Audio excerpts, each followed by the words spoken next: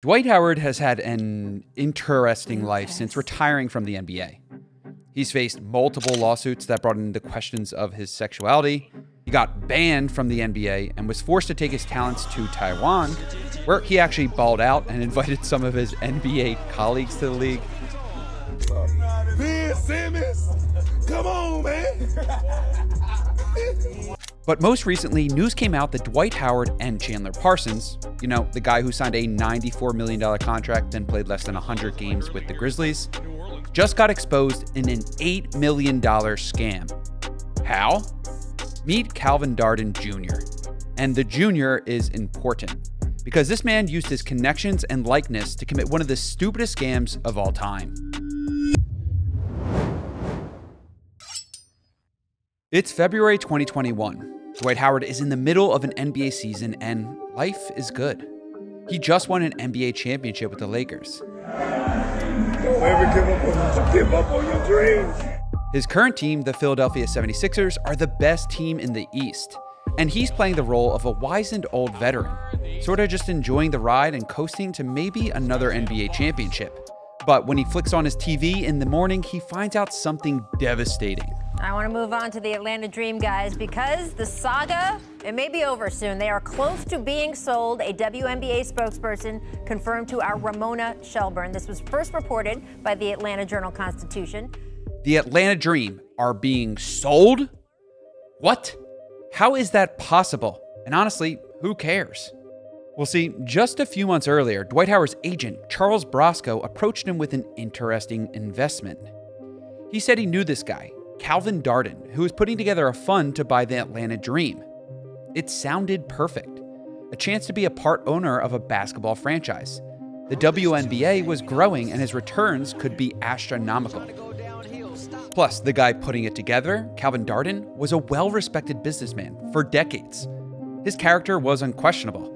This guy started as a UPS clerk and built his career through hard work, ingenuity, and commitment, eventually becoming a board member for Target, Aramark, and Cardinal Health.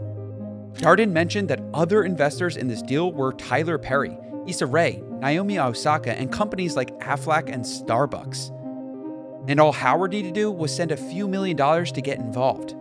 So Dwight Howard sent $7 million. The only problem was the deal was all a scam.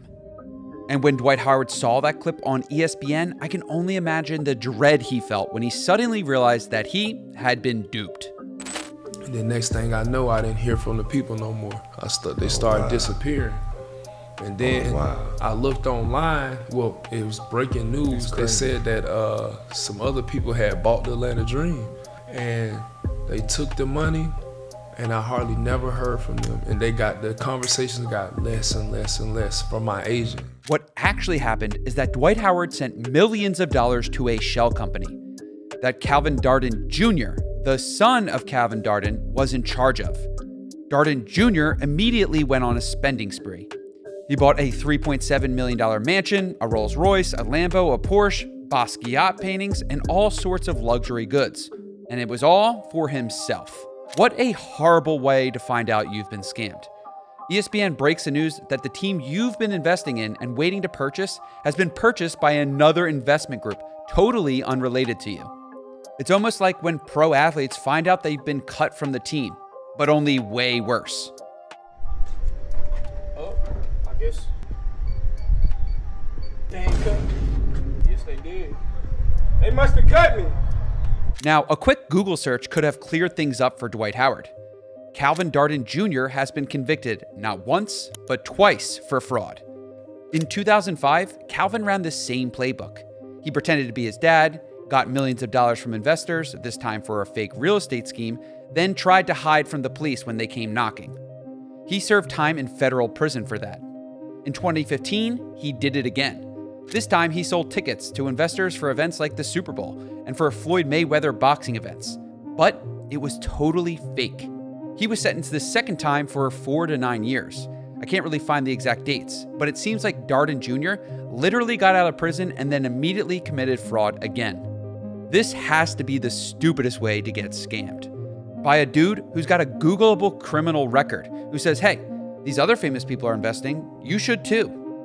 This is the problem with athletes at the highest level. They have so many offers for sponsorships, investments, endorsements, that's hard to see what's real and what's fake. At a certain point, you just have to trust the people around you.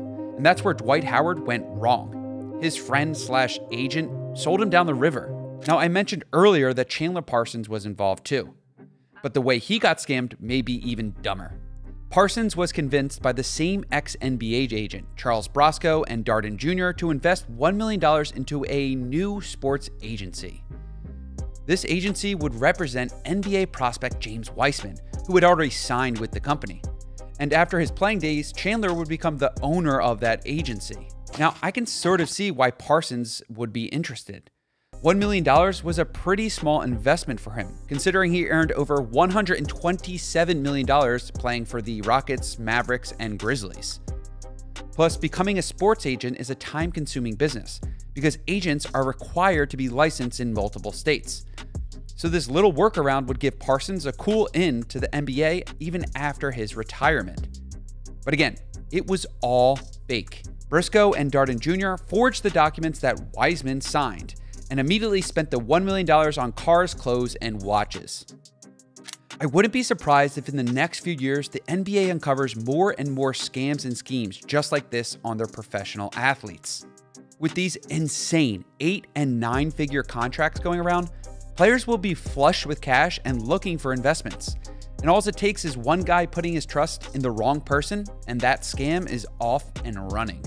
Now, if you want to have more trust and confidence in yourself and the people around you, I created a free assessment to test your mental toughness. It's 10 questions and it's linked below. Give it a try and see how well you handle pressure, adapt to challenges, and rise to leadership when your team needs you the most. Plus, at the end of the questionnaire, you'll get a free ranking and practical tips to boost your mental fitness that works both on and off the court.